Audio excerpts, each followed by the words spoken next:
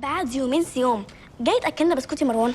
على الاقل يا اخي شويه شاي عشان يسقسقوا. يا جماعه يا جماعه اقفوا جنبي، خلاص خلاص بكره هتخلص هانت. وايه اللي هيحصل بكره؟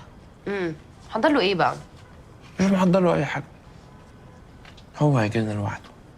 هيجي واحد ازاي يعني؟ ما انت لو تبطل تفتف في اوضتي هتفهم هيجي لوحده ازاي. كنت انت قلت في مرحله ثالثه.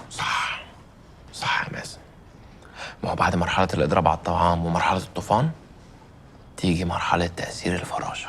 فرشه ايه؟ انا مش فاهمه حاجه يا اخويا. انت كمان بطلي تفتفتي يا جماعه، في نمل في نمل في نمل. اللي زرعناه نحصده يا جماعه ومن غير ما نعمل اي مجهود. الله الله على التفاؤل.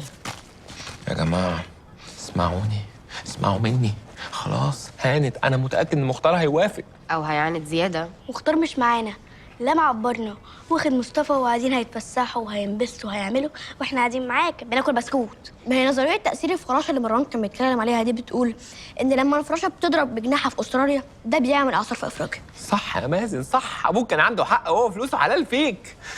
ده معناه ايه بقى يا جماعه؟